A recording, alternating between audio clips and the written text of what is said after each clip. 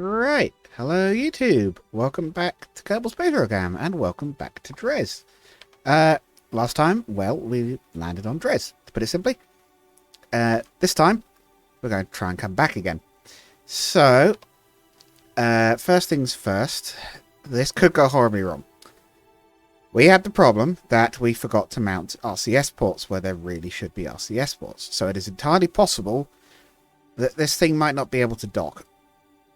What we could potentially do is put the two on a very close orbit and send out a supply craft, although it's not ideal because it's going to be a heck of a trip to get a supply craft out all the way to here that could have RCS thrusters on it to dock the two, or even just a separate return vessel entirely, which might even be easier.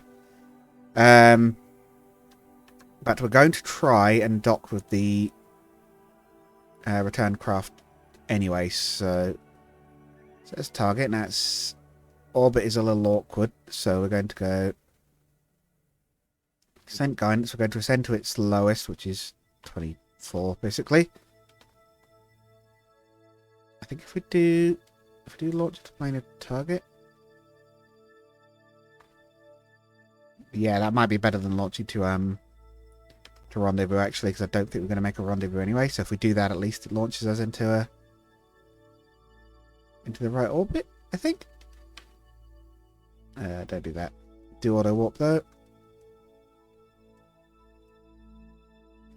Now we should have a fair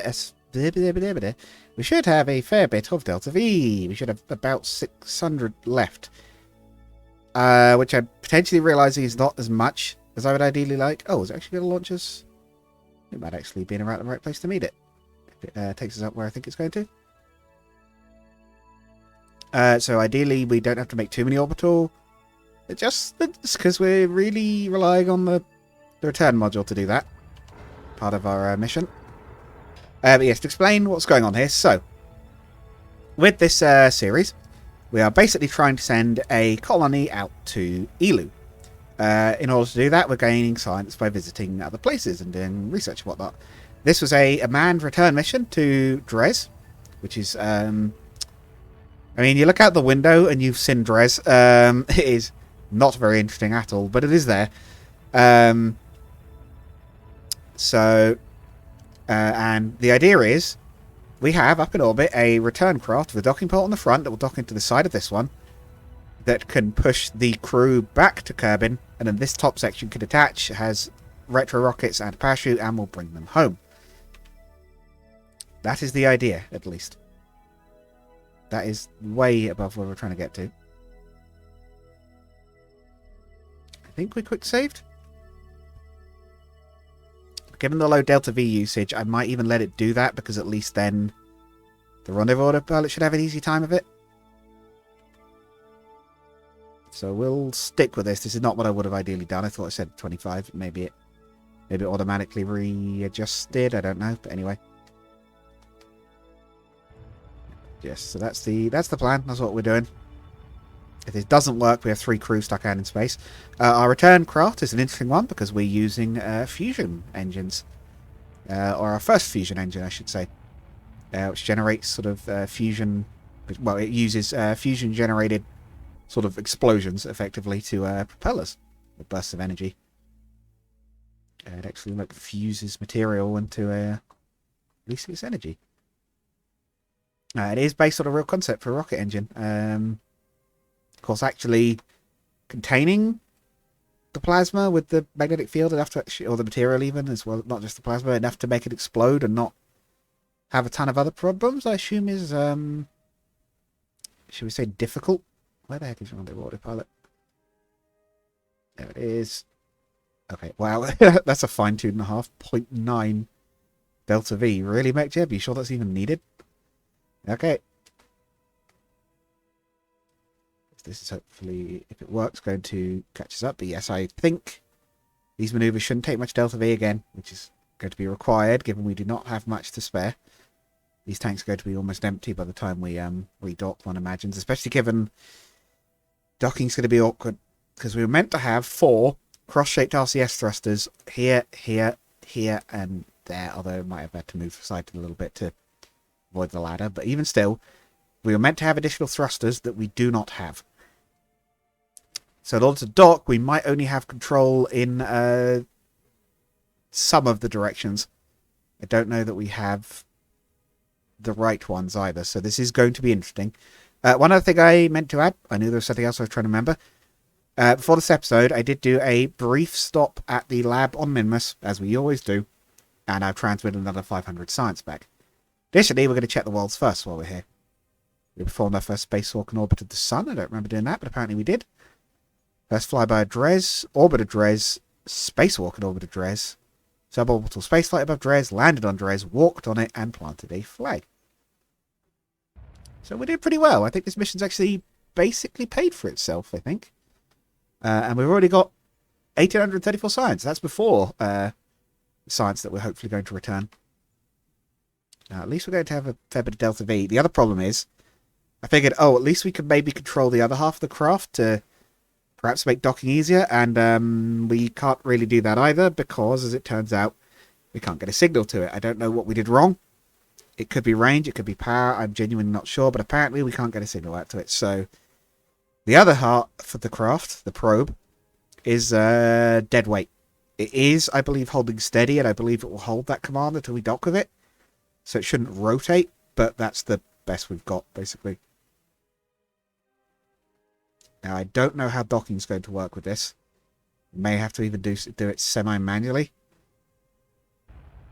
Which is not usually ideal. But we'll do what we can. Especially not docking manually with certain parts missing. Right. Let us first very quickly try the Docking Autopilot and see if it can cope with it. I rather suspect it cannot, but we will give it a shot. So the docking port is here.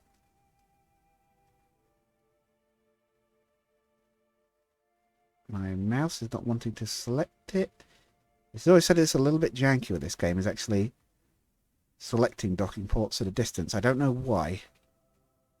It does always seem to be a problem.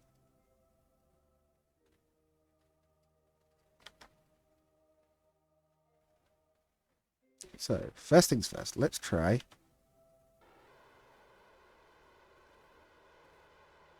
How much control do we have? Oh, perhaps more than I thought. Oh, we might be okay. Oh, that actually looked like MacJeb was able to control it. Oh, okay. It might turn out that is enough control to make this thing do what it wants. I thought it might be a little awkward because we're going to be going sideways with... Oh, maybe that's... Oh, if that's tilted slightly upwards. Oh, it's tilted... I think... Oh, yes, that nozzle's facing slightly upwards. We do have retros. Oh, excellent.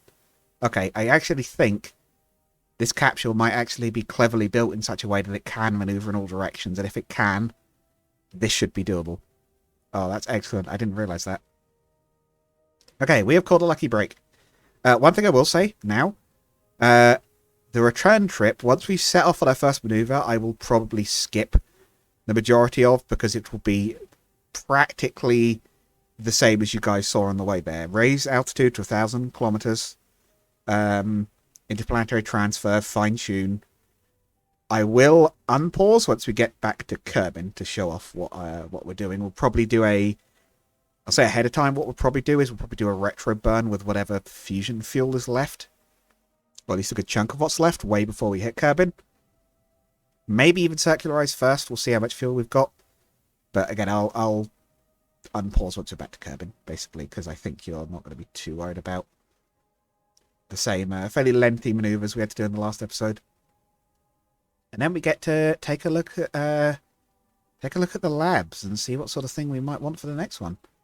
I'm glad that people have been enjoying the series. I've had a little bit of few odd comments. People seem to be having fun with it, so and whatnot. So I'm like, hey, that's good. That's the idea. I have been considering starting a new series potentially at the same time.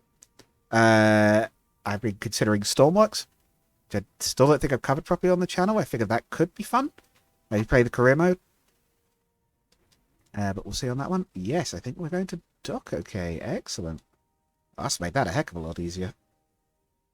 The only thing is we are going to have to try and control from there, so I hope we can actually do that while still being under local control, if that makes sense. Yeah, I guess it can indeed move in all 4 directions. Which also means that this craft is reusable. It works, as long as it makes it back. We could potentially use this on other missions, and there are quite a disconnected thing. Quite a few that require less Delta V than this one had. Potentially, I think even including our an Eeloo mission. I think maybe. Hang on, where's Dres? No, okay. Eeloo leads. Eeloo leads. Eeloo needs a little bit more Delta V for that. Okay, right. We quick save because we've successfully rendezvoused. Right, control from here. Yes, okay. I think our Delta V readout's working now. I don't know why it wasn't before, but it looks like it's actually now giving us the correct readout for how much fuel we have. Shut down that engine. I actually lost the Delta V from that, but that's fine. Right. So, we now need to start our return trip. I will cut here. We will return when we are back to Kerbin. Alright, so a quick check-in a little earlier than expected. I just wanted to quickly report a couple of things. We've just started our burn for the return trip. Circularizing was no problem. First of all, seems to be manoeuvring just fine, despite a slightly awkward mounting and the fact it's not quite center mass. I think I was going to say the thruster weight is low enough that it can still keep going. It's actually not even that bad, the thruster weight. It's apparently over 2, which I didn't think it would be. It sure isn't manoeuvring like it's over 2. I think it was at like 0.18 before. So it could be that it's reading wrong because this engine is also active. Additionally, we have a proper Delta V readout. Yay! I think it could be because we had this engine activated and it calculated like the value and then it's gone back again. So the thruster weight's all off kilter, but the times it's giving me seem to be accurate and the Delta V like readouts working. So hooray! I don't know for certain if that's the case. It could still be wrong. We may have to adjust our maneuver, but something that gives me suspicion to make me think it is working is that our circularization maneuvers went off without a hitch. They did go as intended. Anyway, that's all I had to report for the minute. I will once again probably see you guys back on Kerbin. Kerbin. Okay, and after a remarkably calm, actually homeward journey, we are returned to Kerbin. Yeah, not much to report. It just kind of worked. We had to burn quite a lot of Delta V to slow down at Kerbin. We actually had to burn 2,500. So even though I had 4,000 coming in, I thought that'd be like absolutely loads. It was like, oh, that's actually not quite so much as I thought. So we did have to burn quite a lot to get to the last part of the return journey. Now, what I'm thinking we'll do is, apart from remember how words work, we're just going to burn until we're dropping out of orbit, but we've reduced down to 100 periaps anyway first, so that we're slowing down nice and gently. Oh yeah, look, the thruster weight seems to be right now as well. 0.27, that's probably what we're actually getting. Yeah, I don't know why the readout is steadily getting more and more accurate, but apparently it is. What I think we'll do is we'll burn until we're going to deorbit. Then we'll, because we could theoretically leave this thing in space, but the thing is, the engine is the most expensive part, and it was only about 100,000, and it's really not that much. Really? Not with the amount of money we have at the moment. What I might actually do, though, is wait until we're, confirmed going to come down in a daytime.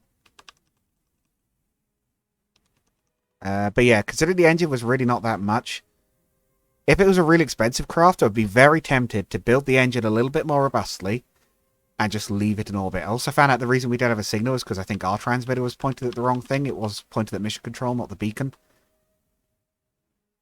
Yeah, so considering I don't think this is worth salvaging, or rather, we could leave it in space and we could refuel it, but I don't think it'll be worth the extra cost of the rocket that would have to send the fuel up.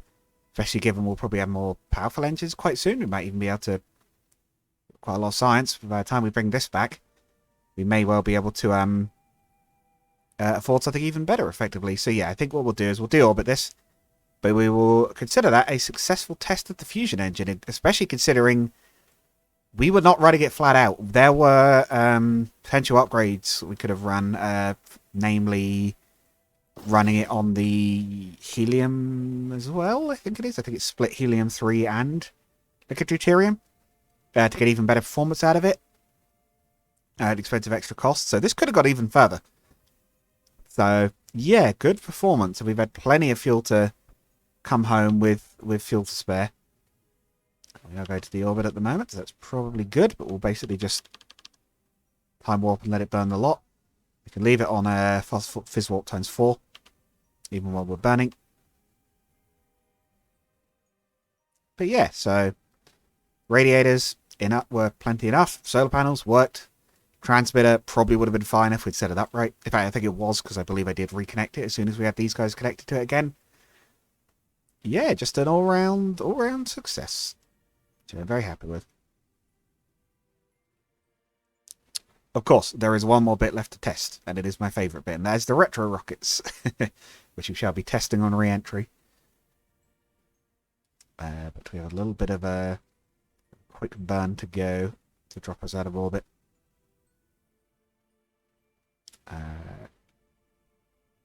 But in fact, I think we're definitely going to be, we're going to be coming down in daytime now. So what I will do is control from here. I'll see us all.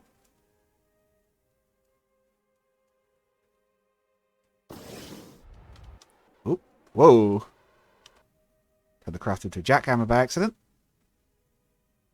Okay, maybe we don't want to do that.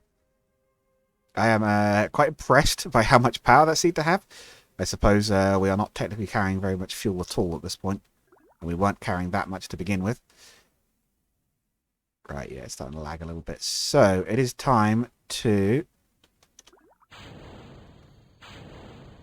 Oh, shoot. Time warp off. Time warp off. I forgot. We were still on time warp. I'm just getting the Star Wars 3 music in my head seeing this. Okay, yeah, it's even reminding me a little bit of it. There it goes. Our valiant engine of many years, technically, at this point. Yeah, I mean, of course, everyone... Technically, the people on my channel might know why I love that scene so much. I mean, it did inspire my first video game. I love that little idea of the little fire extinguishing craft putting out a ship on the way down. Like, it's not even landed and they're still like trying to save it. So let's get it inspired by game. Actually, I think our retro rockets may have been completely unnecessary here. In fact, I think we're going to save them until we get a bit closer. Yeah, because this pod is, if it's anything like the Nereid, and I believe it is, because it's the literal bigger brother of it, it's heavy. So when we get near the water surface, we'll, if the chutes are not deployed, we'll burn the rest of the monopropellant. But yes, I do love that scene of like little fire extinguishing ships flying alongside oh god, what's the cruiser called? It's Grievous's cruiser, battleship, whatever you call it. I can't remember the exact class. Heavy cruiser? Destroyer, it might even be, I think. And you got like the little fire extinguishers like putting out the front end as it plummets towards the runways. But this is where we want to burn the monopropellant. That's about the transition point to the full deployment. There we go. Was there anything left to descend of the rest of it? If there is, it's drifted too far away from us to see it. But I believe it has burned up. An ignoble end? Perhaps. But again, we didn't need it up there for anything. Sounded like something just landed. I don't know what, but there was clearly something left of it. But again, it did its job. And now it has finished its job of, I believe, I said it goes critically wrong in the last 2 seconds, bringing our Kerbals home. If you shatter on this impact after the Nereid pulled the 10-meter dive from orbit, I should be very disappointed. But no, like its smaller sister, it appears to be very good at swimming. Excellent. Well, that's another planet ticked off the list that we've been to. We've now been to Dres, Duna, the Mun several times, and Minmus also several times, and Kerbin, of course. So I guess our next, and we've set it probe out to Eeloo, so I guess our next mission will have to be somewhere we haven't been yet. Perhaps Moho? If we can go to Moho and come back, we can do anything, practically. Considering that is about the hardest one. Over 2,000 science, yes, so these missions are actually generating a lot by the time it's all gathered and stored. Wow, okay, we're up to 4,100 science. And they're all level 4. High-level crew, and that'll be even better now, because the high-level scientist gives you science boosts to the yield. Although we'll probably switch our pilot out to keep both Jeb and Val reasonably even. We'll also check what our available missions are, because we can still take on contracts. They get a little less reliable, because obviously you've got to do longer distance trips, and I'm not very good at timing missions. Yes, we could take something like the radiators to get the really powerful big graphene radiators. That would be good for the biggest engines. There's things like crude iron engines and tanks, though we haven't used iron engines at all yet, and quite possibly won't. They are a nice alternative option. This the near future mods add a lot of like reasonably could be upcoming in this sort of century engines. Far future is a lot more so, but they're also a lot stronger and not really many more expensive. So, well, they are more expensive money wise by a long way, but they're not more expensive research wise. As for mining, we could potentially have particle mining up. Those don't give us anything on their own, but would lead to really big command pods. But we don't really need that at the moment. Especially since we don't have a massive crew, since a lot of them are off-world. I know what we should do quickly before we do this. We should once more... The guys are probably fed up of me doing this by now. We should probably head to the lab. Yes, our Minmus lab is still ticking away. It still has... I can't remember if I did it on episode or not. I think it might have been during a brief cut. But the Minmus base, Minhome, the lab... it still had a little bit more data to gain because I realised I'd missed, or I remembered that I hadn't quite got all the experiments. In this case, it wasn't. I can't remember what they were. I think it might have been seismic, one of them. I'm not sure. I was about to say I missed one of them, but no, I did know about it. I had partly forgotten, but I did know about it. Let's include the experiments. Let's also transmit the science, and what a surprise! It's another full load of science. The slight thing is, again, we have to wait for it to sync up so that we have both daylight and control. If we don't have one of those, it runs out of power before it transmits, because this takes a while. It takes a while to transmit 500 science. At least on the antennas we have.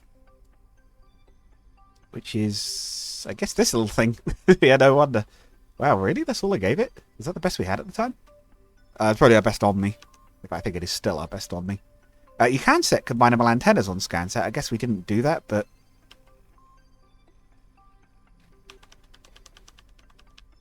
Anyway, another 500 science. Right, back to the lab. And back to considering what we should take next. But I think we seem to be doing reasonably well on a lot of things, so I'm starting to think that our best thing might be to keep pushing the engine technology and take the next step up. Get one that's even better, and then... I guess branch out from there, like one engine upgrade perhaps, and then or two to get something significant, depending on how much we need. What were we going towards? We can't get that? Oh, because we need to take experimental rocketry. So we could potentially go for 2.5. The Verne pulsed engine, is that better? Looking at 5,000 ISP at 96,000 cost and 75 thrust. 640 thrust, oh, a lot more at 9,500. Using fission pellets and a considerably higher cost. Okay, a huge charge energy by comparison. Okay, so that is practically a direct upgrade, that particular engine. It's larger, it's a lot more powerful, it's almost twice as efficient. Fission pellets. The Eeloo. This is a janky engine. I've had a little bit of trouble with this before. It's odd, I think is the only way I could describe it. It's for space planes. But it can run in the atmosphere indefinitely, which has its advantages. And you can run it on liquid fuel, so it could potentially be a lander for a planet with an atmosphere. Although, they call it Project Eeloo, but I don't believe Eeloo has an atmosphere. That's something I could check, but if it does have an atmosphere, we could potentially use that for our craft. Ah, yes, there's also the Clark. which is an interesting engine and one that I don't think we'll be able to make work, because I believe this is one where you need to be able to do, I think there's a mod that lets you do physics time warp, but you also need to start being able to plan your missions a lot more realistically, and I'm not good at that. You might notice, maximum thrust, 12, none in atmosphere at all. Engine ISP, 350,000. Yeah, just a quick check to double check I read that right. Yeah, so ludicrous ISP. Although I believe it is not refuelable once you have trained it. But, like, yeah, no refuelability. But it's like, you've got 350,000 Delta V. Yeah, so that's an interesting one. Well, we will probably have to ignore just because the thrust is too low. What is that going to cost us science-wise? Is that affordable? 2,500 would leave us with what, 4,000? Well, very nearly affordable, or potentially affordable if we stick some science experiments on the launch pad. We could go straight up into exotic nuclear propulsion, which unlocks my favourite one of these engines from the ones I've actually made work. The Heinlein.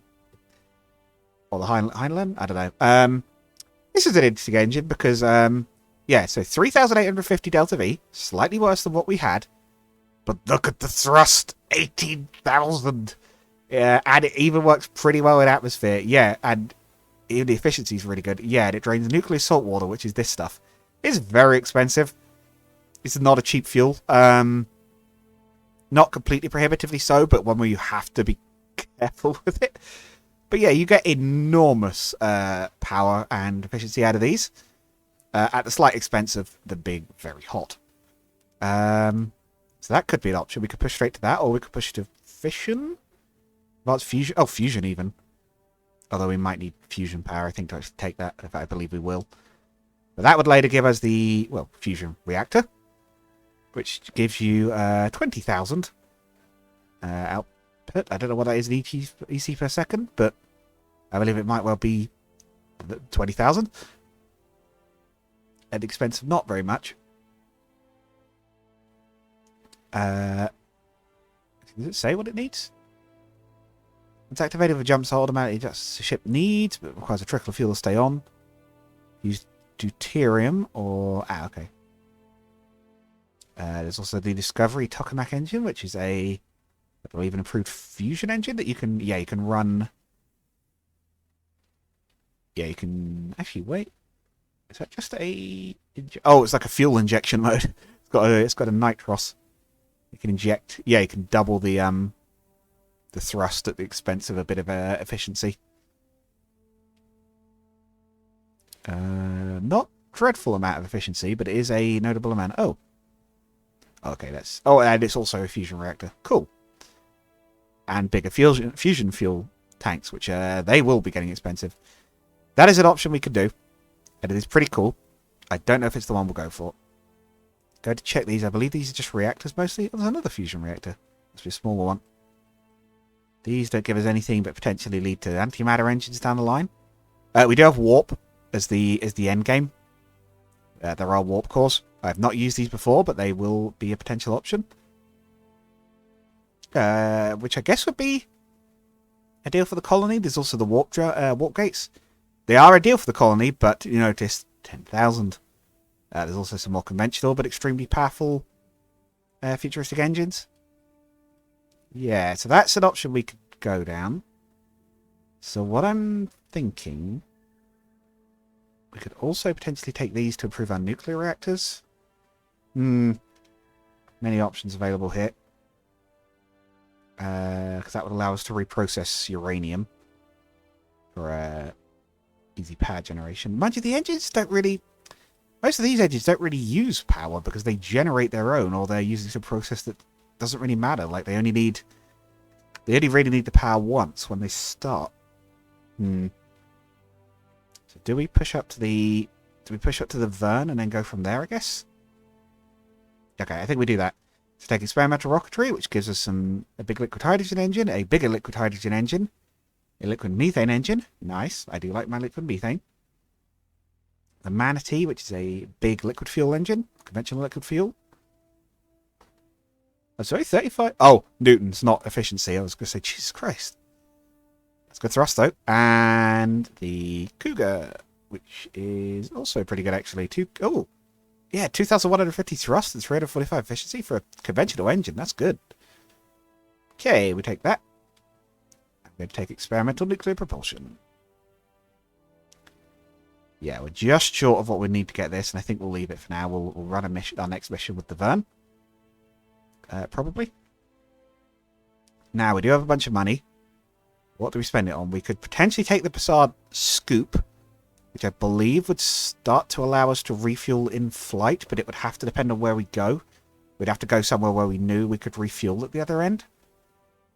Which we could do. We could send out a recon mission to somewhere like... I believe Joule has resources in its outer atmosphere. So we could potentially send it out to Joule for an extended mission there. Maybe even... we could go for Grand Tour.